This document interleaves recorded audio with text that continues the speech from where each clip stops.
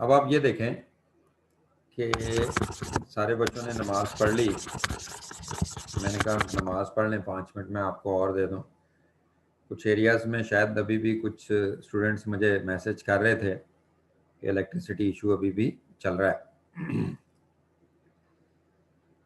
तो बालपुर का टाइम और है, कराची का टाइम और है। अब यार मैं इसमें इतना ज़्यादा आपको अकोमोडेट नहीं कर सकूंगा, लेकिन आप नमाज पढ़ लें फिर स्टार्ट कीजिएगा।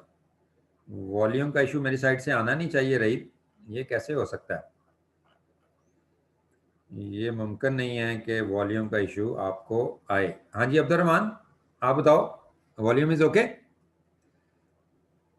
Yes sir, okay. Okay, wonderful. चलें जी, लेट्स स्टार्ट, ताकि हम अपना काम कर लें। सबसे पहले तो हम ये देख रहे थे कि जो पार्टनर्स होते हैं उनकी जो ड्यूटीज होती हैं अमंग द पार्टनर्स, उनको हमने दो कैटेगरीज में डिवाइड किया था। एक कैटेगरी हमने रख ली थी जिसको हम कह रहे थे कि ये होती हैं जनरल ड्यूटीज, और दूसरी क्या थी जिनको हम क्या बोलते हैं, क्वालिफाइड ड्यूटीज। तो जनरल ड्यूटीज मैंने आपको कहा था कि ये वो वाली ड्यूटीज हैं जो कंपलसरी हैं, मैंडेटरी हैं, जो कभी भी चेंज नहीं हो सकती। वो एक पार्टनरशिप का स्पिरिट होती हैं, बेसिस होती हैं। और जो आपकी क्वालिफाइड ड्यूटीज हैं वो भी ड्यूटीज हैं, but you can make an agreement and change them. अब हम उनको देखते हैं, अगर आपने एग्रीमेंट नहीं किया होगा तो वो भी ड्यूटीज ही समझें आप, इनके ऊपर एग्रीमेंट नहीं हो सकता। General duties of partner, these are the mandatory duties of a partner that cannot be changed by an agreement among the partners. These are duty to be just and faithful. Just का क्या मतलब होता है? Fair होना एक दूसरे के साथ, मुनसिफाना होना। फेथफुल का मतलब क्या होता है? भरोसा रखना एक दूसरे के ऊपर। तो हम ये कहें कि the very much spirit of the partnership is to be just and faithful with each other. अगर आपका ये रिश्ता है ही नहीं तो फिर पार्टनरशिप किस बात की? Ideal partnership is one where there is a mutual trust and confidence and spirit of helpfulness among partners. As such, every partner must be just and faithful to his co-partners. He must observe utmost good faith and fairness towards other partners of the firm.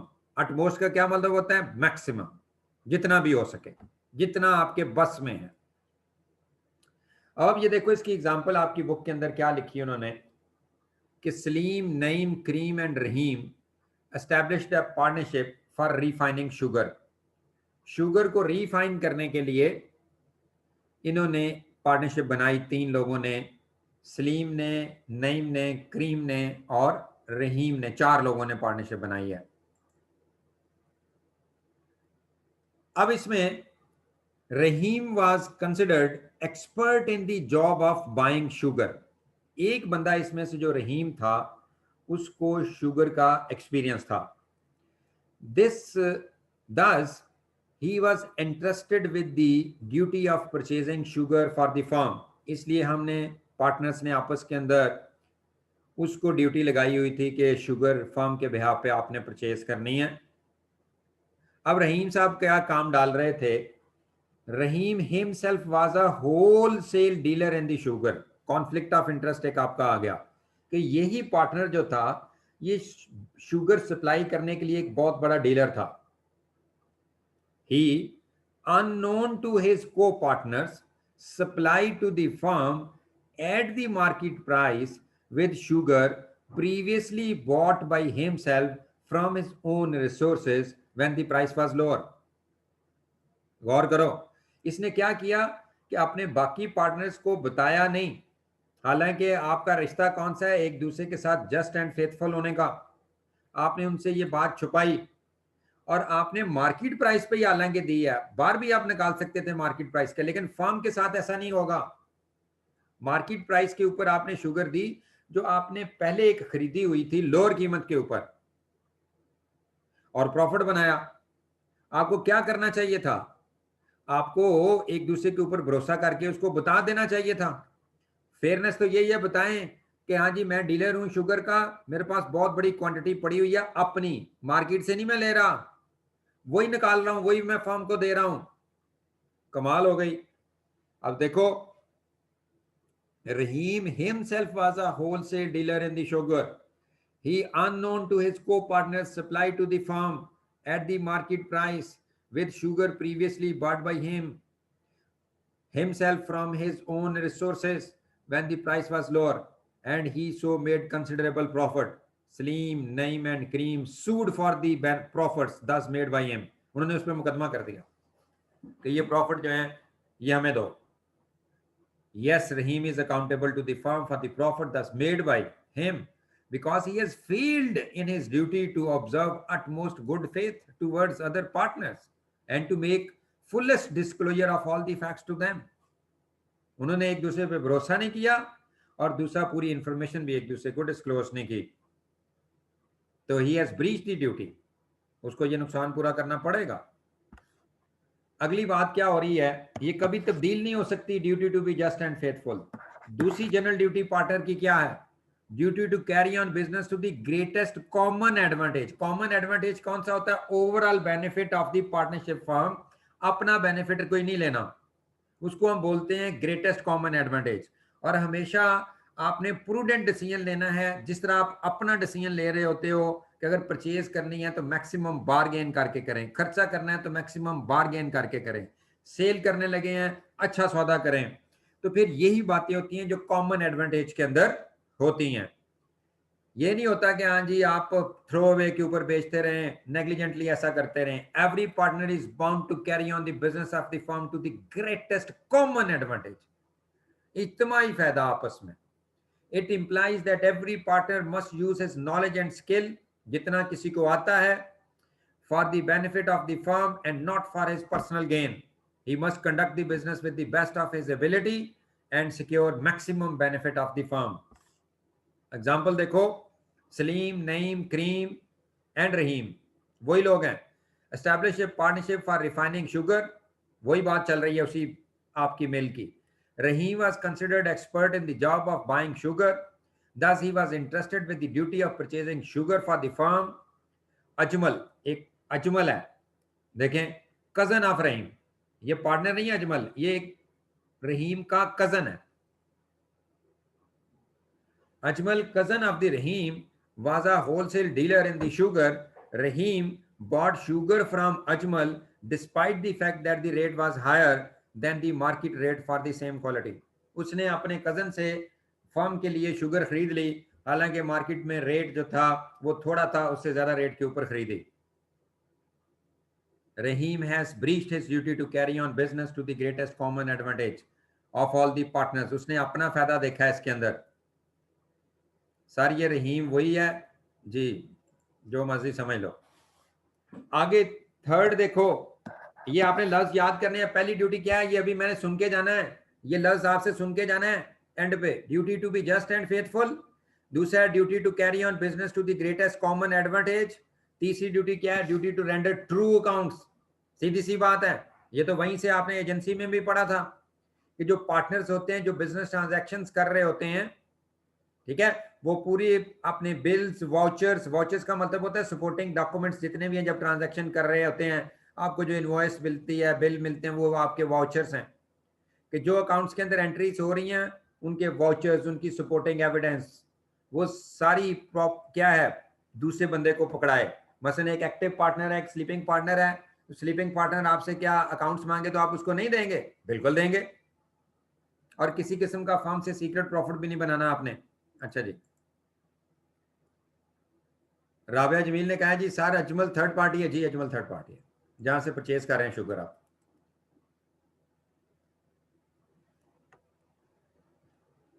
क्या हुआ क्या हुआ क्या हुआ? ठीक हो गया जी. अब आगे देखें. Every partner must render true and proper accounts to his co-partners. It implies that each partner must be ready to explain the accounts of the firm and produce vouchers in support of the entries. No partner should think of making a secret profit at the expense of the firm. Mean के firm की cost के ऊपर, firm के खर्चे के ऊपर कोई बंदा प्रॉफिट नहीं बना सकता पार्टनर. ये मतलब होता है इसका। आगे क्या लिखा हुआ है जी, इसकी एग्जांपल देखो। आफ्ताब, बादल, चांद started a business of trading in light bulbs, ये पीछे आपने पढ़ा था, together under the name Solar Traders. They decided to share profits equally and the business will be managed by Aftab only. तो इसका मतलब है आफ्ताब एक्टिव पार्टनर हो गया, एक्चुअल पार्टनर, ऑस्टेंसिबल पार्टनर हो गया, and Badal Chand will not take any active part in the management. ये कौन से हो गए? स्लीपिंग हो गए। Aftab must render true accounts of the firm to the Badal and the Chand. आगे चलो, नंबर 4। अब आपने याद करते जाना है। सबसे पहले क्या था? To be just and faithful. दूसरा क्या था? Greater common advantage. तीसरा क्या था? Duty to render accounts. चौथा वो हो गया duty to provide full information. ये सिर्फ अकाउंट्स की बात नहीं हो रही। अब पार्टनरशिप से रिलेटेड जितनी बातें हैं, जैसे एजेंसी वाले ने भी आपस में कम्युनिकेशन करनी थी, एजेंट ने अपने प्रिंसिपल के साथ, इसी तरह आपस के अंदर भी आप कम्युनिकेशन अपनी रखेंगे और इंफॉर्मेशन एक दूसरे का साथ शेयर करेंगे। पर्सनल इंफॉर्मेशन की बात नहीं हो रही। Every matter which is affecting your partnership, जिसका तल्लुक आपकी पार्टनरशिप से है, a partner must give full information to the other partners in relation to everything affecting the partnership, जिसका पार्टनरशिप के ऊपर इफेक्ट आता होगा। एग्जाम्पल देखो, आफ्ताब, बादल, चांद started business of trading in light bulbs, okay, together under the name Solar Traders. They decided to share profits equally and the business will be managed by Aftab only, and Badal and Chand will not take any active part in the management. Aftab must provide full information of all things affecting the firm to Badal and Chand, जिस तरह accounts की information दे रहा है वो। इसके बाद चौथी बात, गंदी बात, गंदी बात। ये चौथी आ गई, पांचवी आ गई है, पांचवी आ गई है। अच्छा जी, पांचवी ये आ गई है, फ्रॉड की बात हो गई है। पार्टनर्स जो हैं उनमें से कोई एक बंदा अगर फ्रॉड करता है, उस फ्रॉड की वजह से फर्म का कोई नुकसान होता है, तो क्या होगा मुझे बताएं। ये उसकी ड्यूटी है फिर वो अपने को पार्टनर्स को इंडेमनिफाई करे, क्योंकि वो फ्रॉड की वजह से जो फर्म का लॉस हुआ है वो सबका लॉस तो नहीं होगा ना। उसको क्या चाहिए? उसमें कोई शेयर भी नहीं करना हमने। वो सारा लॉस जो है जो फ्रॉडिया होगा वो पूरा करेगा। Every partner shall indemnify compensate the firm. Firm का क्या मतलब है? मीन सारे पार्टनर्स हो गए, फिर टोटल बात हो गई। For any loss cause to it by his fraud in the conduct of the business of the firm. Habib, Arsalan, Adeel are partners in firm. Habib sold an item to third party by fraud without consent of Arslan and Adil. The firm had to pay the compensation and bear the loss. Habib must indemnify Arslan and Adil for the loss so caused to them. बड़ी सीधी सीधी बातें हो रही हैं। Personal liability is something else. अच्छा जी, duty to be liable jointly and severally, very very important. This is the main duty of the partners in the firm, that their liability is joint and several, and they have unlimited liability. Each partner is severally liable as well as jointly with the others, like joint promiser, जिस तरह मैं आपको समझा रहा हूँ। और unlimited है, कहीं रुकना नहीं है। जितनी भी आपने लाइबिलिटीज फर्म ने इंकर कर ली होंगी उसके लिए आप अनलिमिटेड लाइबिलिटी रखते हो। जितने भी क्रेडिटर्स होंगे फर्म के, आपने कभी ये नहीं कहना क्या जी हमारा बिजनेस इतने का है, बिजनेस के एसेट्स बेचें, जितने आपके निकलते हैं, जितना हमारा सरमाया है इसके अंदर, उस हद तक हमारी लायबिलिटी है। नो, बिल्कुल ऐसा नहीं है। अनलिमिटेड है, पर्सनल है, और दूसरा सेवरल और जॉइंट है। कोई भी थर्ड पार्टी किसी एक को भी सू कर सकती है और वो सबको भी सू कर सकती है। जॉइंट एंड सेवरल लायबिलिटी है, और फिर एक को कंपेल कर लिया जाए तो बाकी उसके अंदर शेयर करेंगे। वही प्रिंसिपल ड्राइव किए गए हैं, बेसिक प्रिंसिपल जो आपने कॉन्ट्रैक्ट एक्ट के अंदर पढ़े हुए हैं। Every partner is liable jointly with all other partners and also severally means separately to third parties for all acts of the firm done while he is a partner. Third party may take legal action for non-payment of a debt or loss incurred as a result of breach of contract against किसके? All the partners jointly, any individual partner जो उसका दिल करता है किसी का कर सकता है, सबको सू कर ले या इंडिविजुअली भी किसी को सू कर ले, because you have unlimited liability as well as joint as well as several. Example देखो, Babar Chandio, Dilawar are in partnership, 3 आ गए। Babar purchase equipment for the partnership business, उसने खरीदा। The equipment itself cost ₹20,000 and the installation cost were ₹15,000। 20,000 का वो equipment है, 15,000 की installation cost आई है। There is a dispute with the supplier, supplier के साथ डिस्प्यूट हो गया उसके ऊपर, and the firm refuse to pay the installation cost, firm ने इनकार कर दिया कि हम इंस्टॉलेशन कॉस्ट नहीं पे करते। The supplier decided to sue for the unpaid ₹15,000, supplier ने फैसला किया है कि मैं 15,000 के लिए फटे उठाऊंगा। अब if the supplier succeeds in his action, all the partners will be liable jointly for ₹15,000 liability. अगर वो अपने केस जीत जाता है, तमाम पार्टनर्स जो हैं जॉइंटली 15,000 देने के लिए लायबल हैं।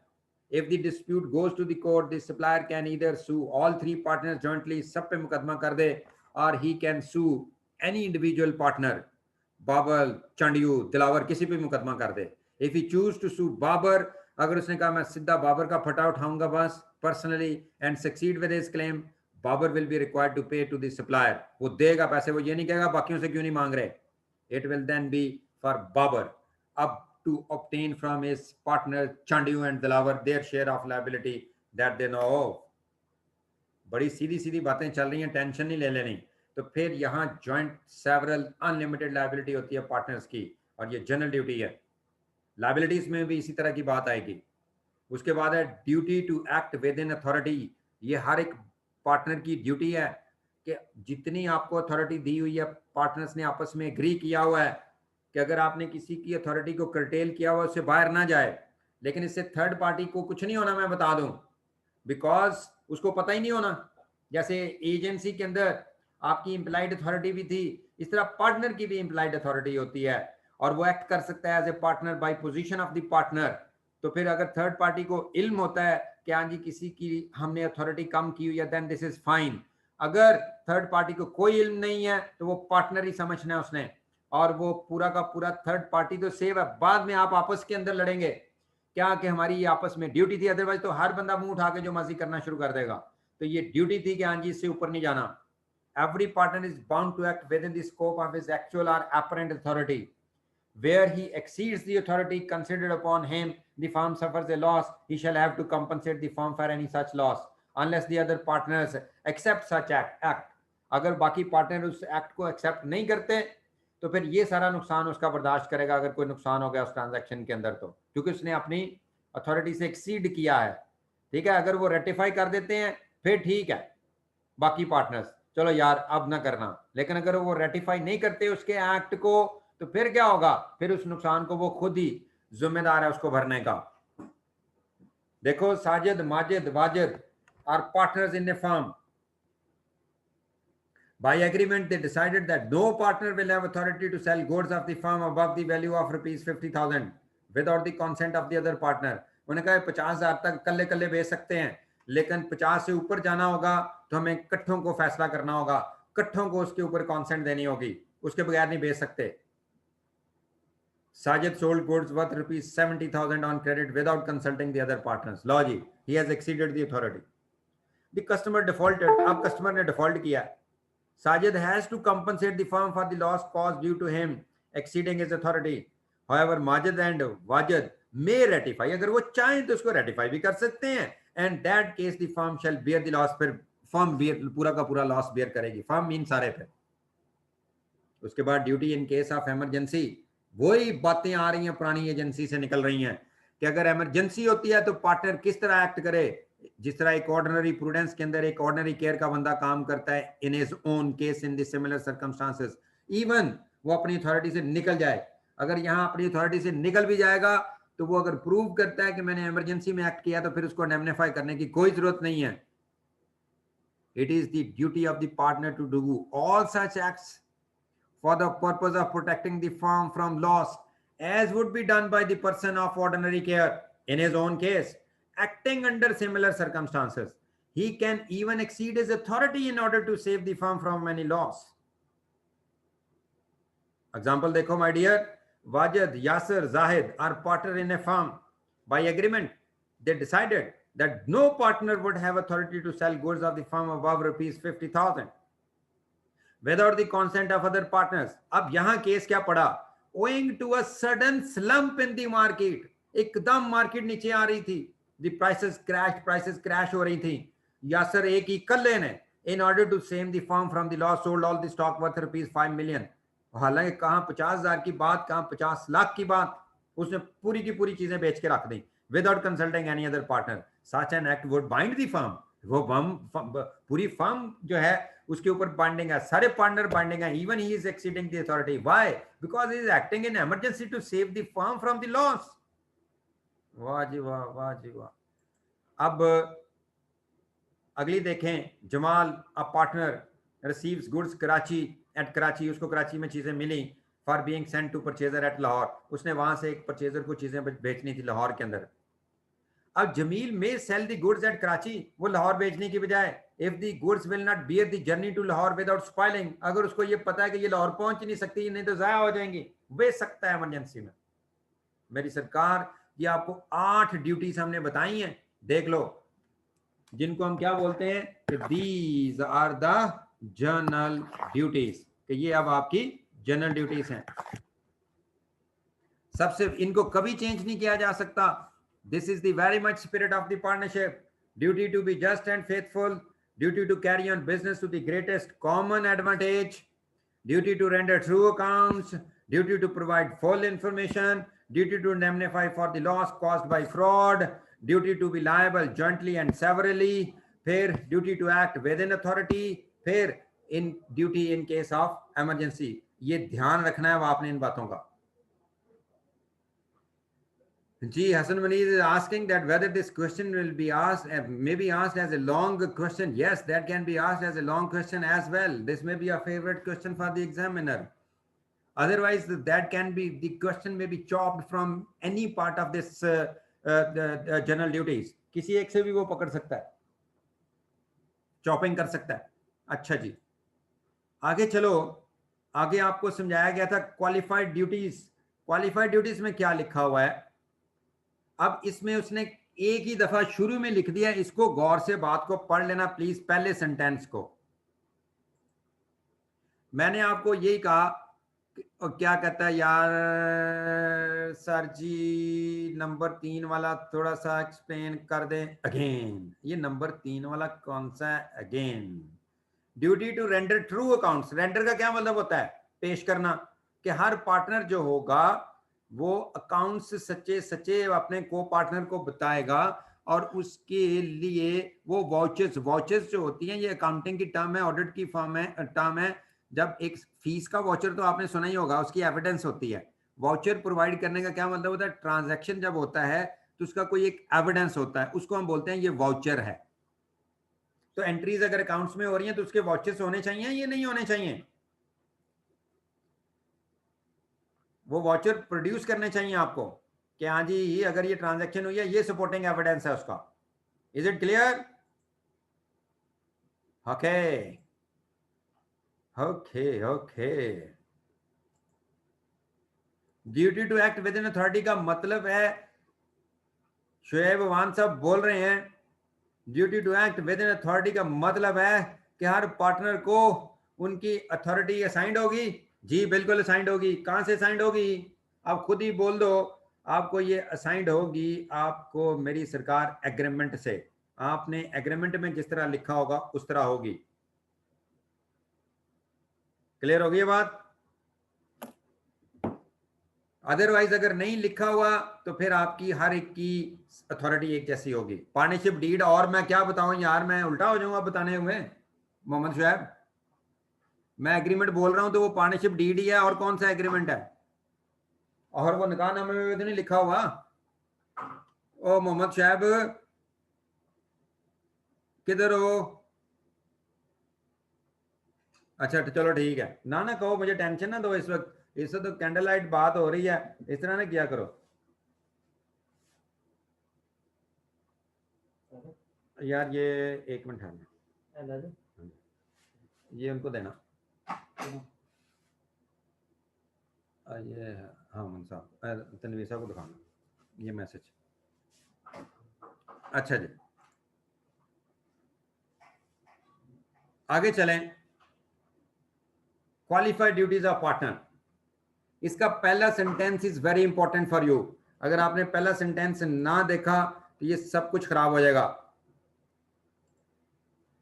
आप भी कैंडल लाइट में बैठे होंगे क्योंकि अक्सर इलाकों में बिजली नहीं आ रही। आप समझो यही कैंडल लाइट है। देसी इलाके जो होते हैं, देसी लोग हैं हम, देसी खुशियां हैं हमारी। इसको आप इस तरह आज महसूस कर लेंगे जिस तरह ये कैंडल लाइट डिनर ही हो रहा है उस्ताद के साथ। Qualified duties of partner, qualified duties of partner can be changed by agreement among the partners. Done. लेकिन ये अगली बात लिखी हुई है ना, बस इसको पल्लू से बांधना है।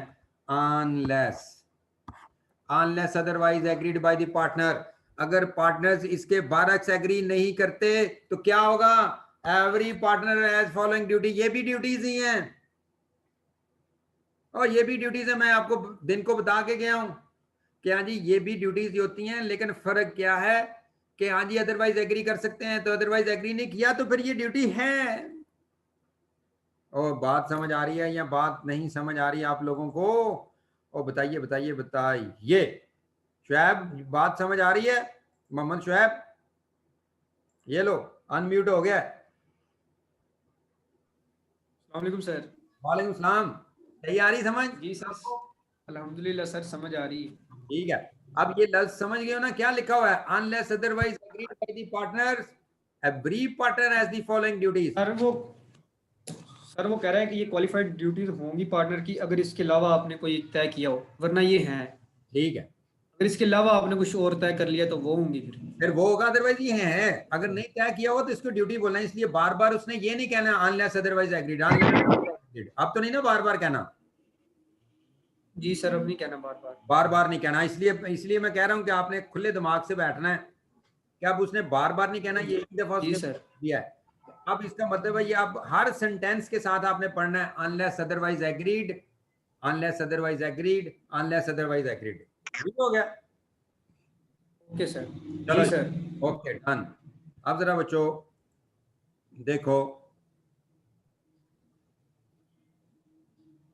qualified duties of partners can be changed by agreement among the partners unless otherwise agreed by the partners. Every partner has following duties: duty to attend diligently to his duties. और diligently का क्या मतलब होता है Shoaib? diligently क्या मतलब होता है? बोलो बोलो। डिलीजेंटली सर के अपने सर जी, बिल्कुल जिस तरह बंदा डिलीजेंट काम करता है। क्या मतलब होता है? चौकस होके। क्या मतलब होता है? डिलीजेंटली चौकस होके। जी सर। चौकस का चौकस मतलब होकर। होता है मीन गौरव फिक्र के साथ, एहतियात के साथ, केयरफुली, स्किलफुली, अपनी एबिलिटीज के मुताबिक। समझ गए हो?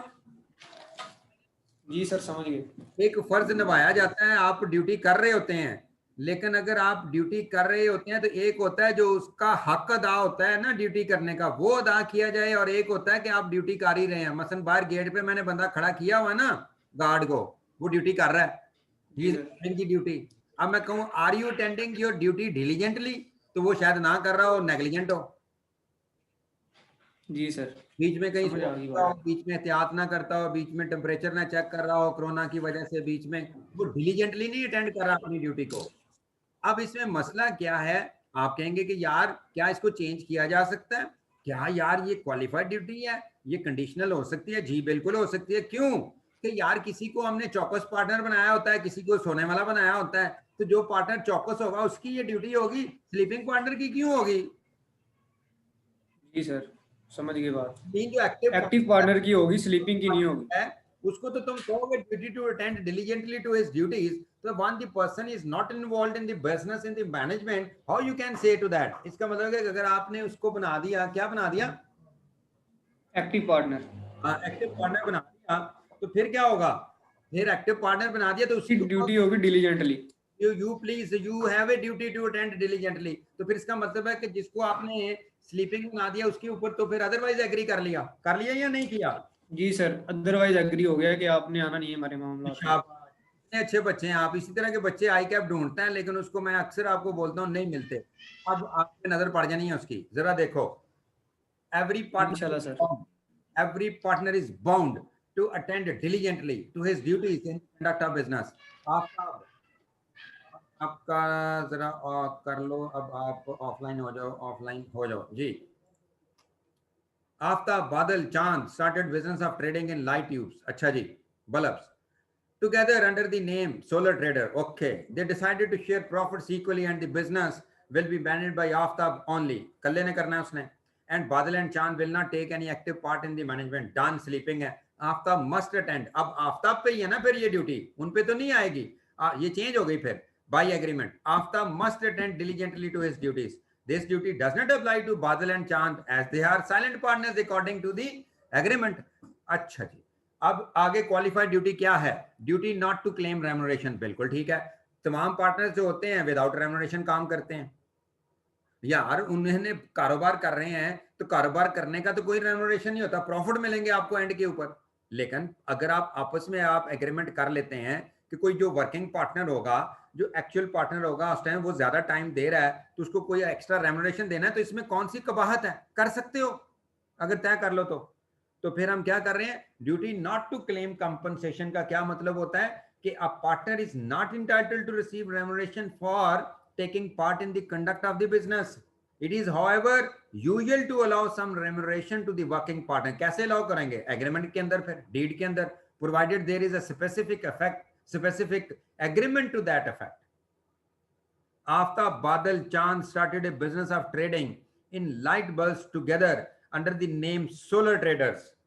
They decided to share profits equally and the business will be managed by Aftab only, and Badal and Chand will not take any active part in the management. Aftab is not entitled to remuneration for his work unless वो ये कि क्योंकि मैं काम करता हूं मुझे पैसे मिलने चाहिए, ठीक है, बाकी देंगे तो मिलेंगे, नहीं तो नहीं मिलेंगे. Aftab is not entitled to remuneration for his work unless specifically agreed by the partners. अच्छा जी,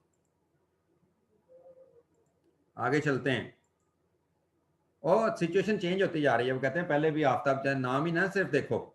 आगे duty to contribute to losses. अच्छा जी, कमाल हो गई बात. अब आपके सामने आ गई कि हर एक की ड्यूटी है to contribute in the losses.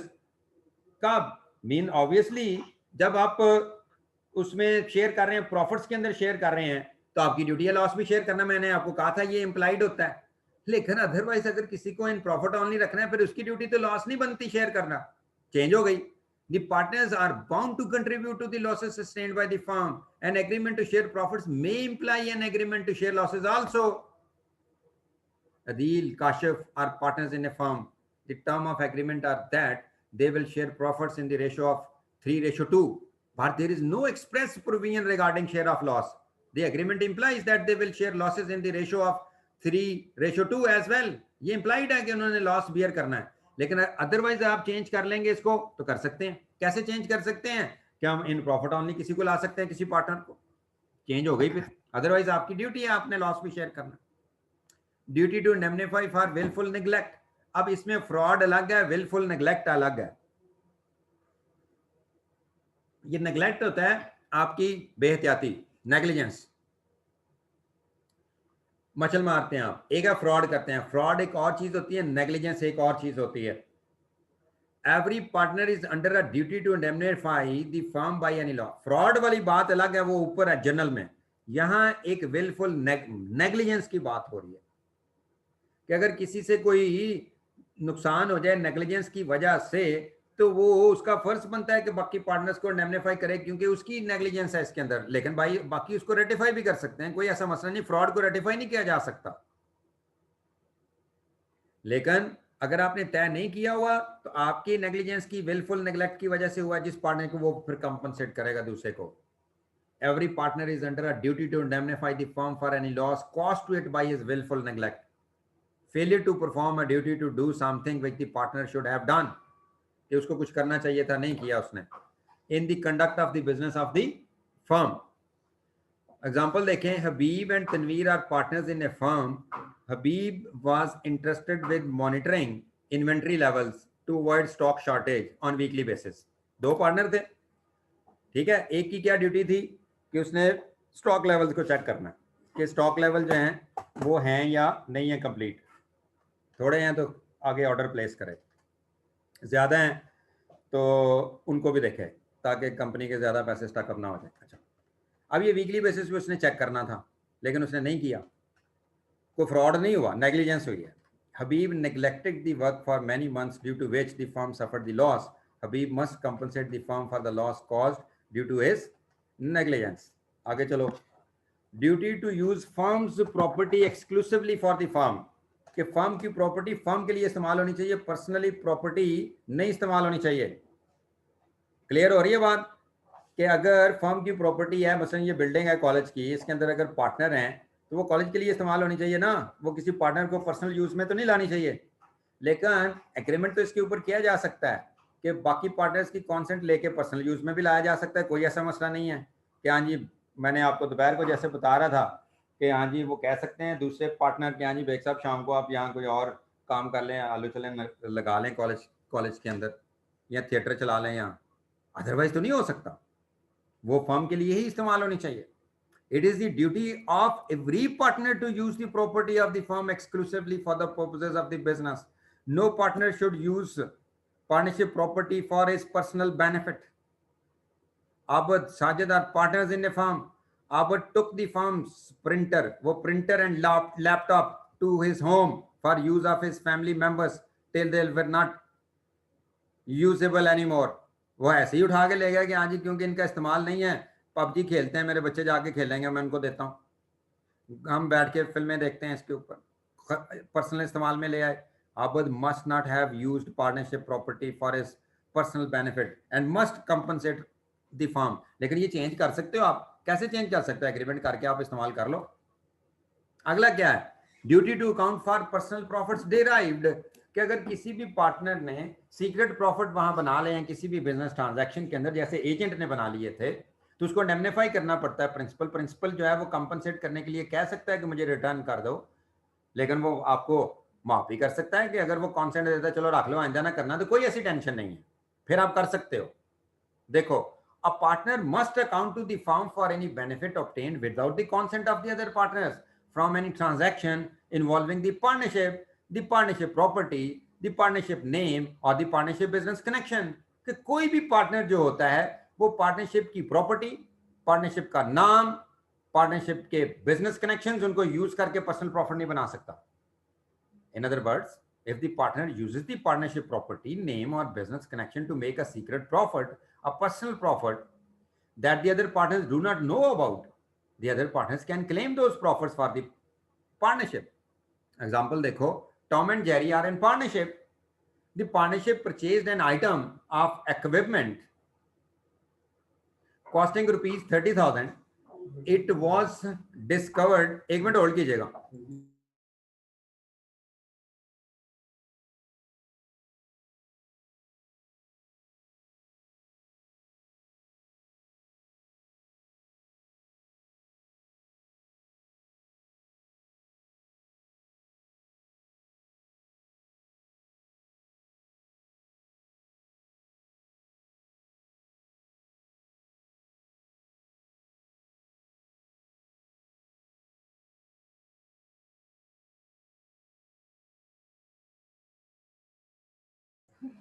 अच्छा जी, एग्जांपल देखो टॉम एंड जेरी की, इसने क्या लिखी है. Tom and Jerry are in partnership. The partnership purchase an item of equipment costing rupees 30,000. It was discovered later that the equipment has actually been purchased by Tom for rupees 18,000. लो जी, काम डाल दिया उसने, पर्सनल प्रॉफिट बना लिया ना 12,000 का. And the Tom had resold it to the partnership without revealing that he was the owner of the property. उसने वो इक्विपमेंट खुद खरीदा हुआ था 18,000 का, 30,000 का उसको दे दिया और उनको बताया नहीं, और 12,000 कमा गया. पहले अपने नाम पे खरीदा, फिर फर्म को दे दिया, वहां से 30,000 ले लिया, 12,000 खुद जेब में डाल लिया. In this case, since the other partner did not know that Tom made a personal profit from the transaction with the partnership, he can claim successfully that the Tom should hand over to the partnership the 12,000 profit that he made. Again, if the Tom had informed Jerry in advance that he was the owner of the equipment and intended to keep the profit himself, and if Jerry agreed to this, Tom would have been able to keep all the profits for himself. अगर उसने उसके ऊपर इजाजत दी होती तो. अच्छा जी, आगे चलो. Duty not to compensate with the business. Duty not to compete with the business of the firm. कि जो कंपीटिंग बिजनेस है फर्म के साथ वो नहीं करना, कि अगर फर्म जो है वो शुगर का बिजनेस कर रही है तो पार्टनर्स ने इंडिविजुअली वो बिजनेस नहीं करना।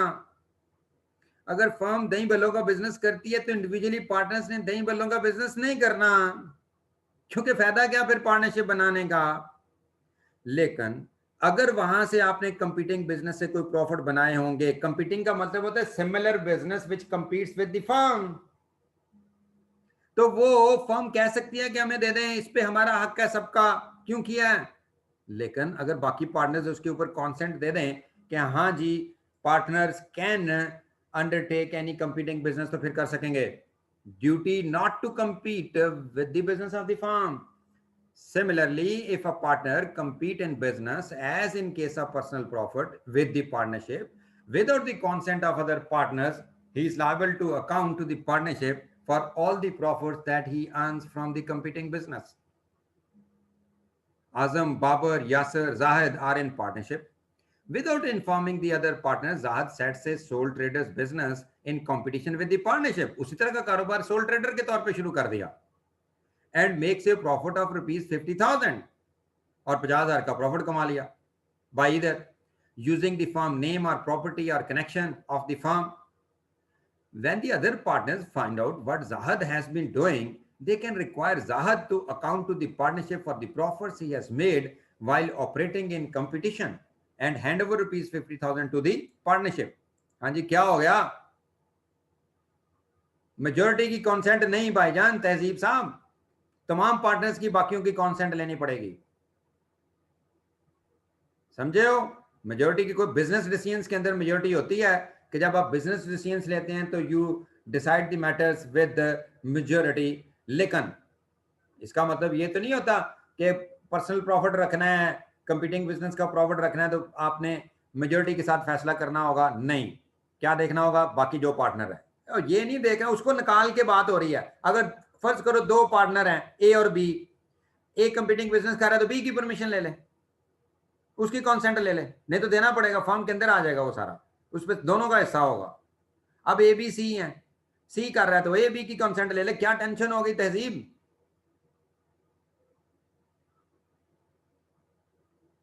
मेजोरिटी नहीं करनी, कॉन्सेंट। अच्छा जी, आगे जी, उन्होंने कहा with the consent of other partners, majority की बात नहीं हो रही। अच्छा आगे चलो बच्चों, duty not to assign his interest, ये आपको मैंने ट्रांसफरियन इंटरेस्ट इतनी तफसील से समझाया था कि partner can assign transfer his interest to the other one, but he is not partner, he is the transferian interest. लेकिन मैंने आपको कहा था कि बाकियों की कॉन्सेंट लेके कर सकते हैं, अदरवाइज नहीं कर सकते। कर तो सकते हैं, तो फिर ये आपकी ड्यूटी है कि आप अपना इंटरेस्ट ट्रांसफर ना करो without obtaining the consent. No partner can assign और transfer his partnership interest to any other person so as to make him a partner in the business without the consent of all other partners. He can however assign his share, ये कर सकता है वो, दूसरे को partner नहीं बना सकता। He can however assign his share of the profit and his share in the assets of the firm, but the transferee shall not have any right to interfere in the conduct of the business during continuation of the firm, क्योंकि partner वही रहता है। Azam Babar are partners in a firm. Azam wants to make his son Wahab partner in the firm in his place. He can do so unless Babar also agrees to this. दूसरा बंदा इजाजत दे दे तो आप कर सकते हो। 1 minute 2 minute ठहरिएगा, मैं call सुन लूं प्लीज।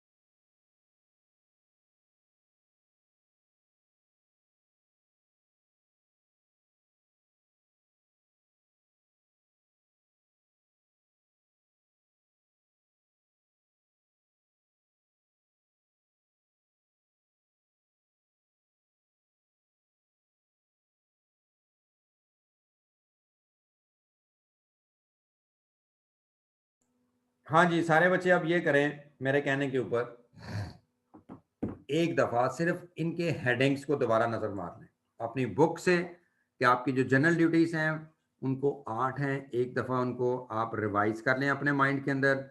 फिर क्वालिफाइड ड्यूटीज 7 हैं, उनको अपने माइंड के अंदर एक दफा रिवाइज कर लें। सिर्फ इनके हेडिंग्स को एक दफा दोबारा रिवाइज कर लें, फिर मैं आगे चलता हूँ, राइट्स ऑफ पार्टनर आपको समझाता हूँ। जल्दी करो प्लीज।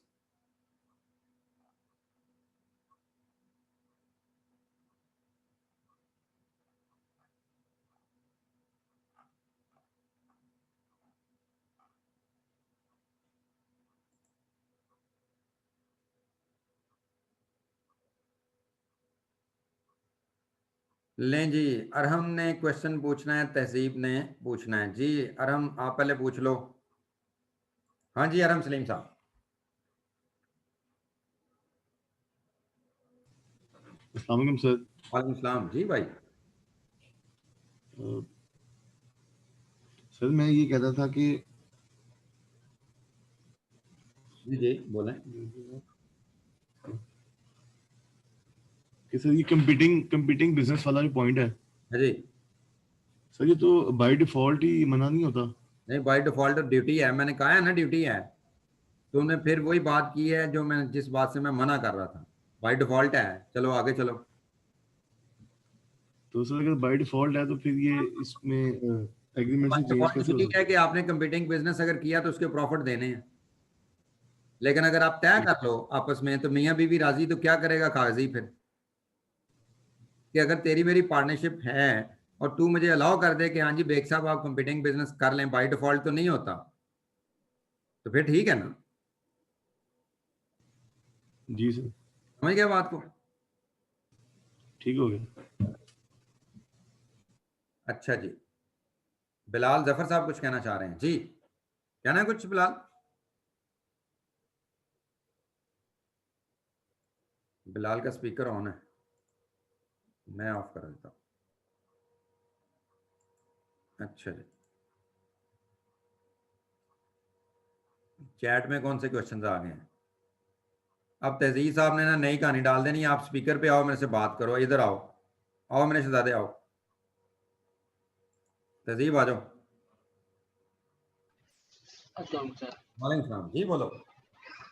सर मैं ये कह रहा था कि अगर एक बिजनेस में 4 पार्टनरशिप है, 4 बंदे हैं, तो उन्होंने से एक ने प्रॉफिट बनाया सेपरेट, तो पीछे बचे 3 बंदे, और उन 3 में से सर अगर 2 कह रहे हैं कि आप प्रॉफिट रख लो और एक कह रहा है प्रॉफिट फर्म को दे दो, या 2 कह रहे हैं कि प्रॉफिट फर्म को दे दो और एक कह रहा है प्रॉफिट रख लो, तो इस केस में क्या होगा? कह रहा हूँ कि with the consent of all कर सकते हैं, आप आपस के अंदर नहीं कर सकते इस तरह के एक कह रहा है या 2 कह रहे हैं, ऐसा नहीं होना। With consent of all partners कुछ हो सकता है, नहीं तो नहीं हो सकता। मसलन एक कंपीटिंग इस बिजनेस कर रहा है, एक एक रख लो, एक नहीं रख ना रखो, ऐसा नहीं होना। ये मेजोरिटी भी नहीं होनी, बाकी जितने पार्टनर्स हैं वो जो कहेंगे वो फैसला होना। मतलब कि सबको एक पॉइंट पे आना पड़ेगा। एक पॉइंट पे आना पड़ेगा, नहीं एक पॉइंट पे आते तो वो फिर कुछ भी नहीं हो सकता उसमें। ठीक हो गया सर, इसलिए मैंने पहले दिन बता दी थी कि पार्टनरशिप के अंदर जब प्रॉब्लम्स आती हैं तो प्रॉब्लम होती हैं। पार्टनरशिप ठीक हो गया, डन हो गया सर, ठीक है। Done sir. चलो, सलमान साहब कहते हैं आज के लिए ये काफी है। अच्छा सर, ये वही ये पता नहीं क्या कह दिया तूने। चलो जी, फिर आज के लिए अगर काफी है तो जाओ, अल्लाह हाफिज, सुबह इंशाल्लाह मिलते हैं, कल हम राइट्स पढ़ लेंगे। टेक केयर, जीते रहें, हंसते रहें, मुस्कुराते रहें।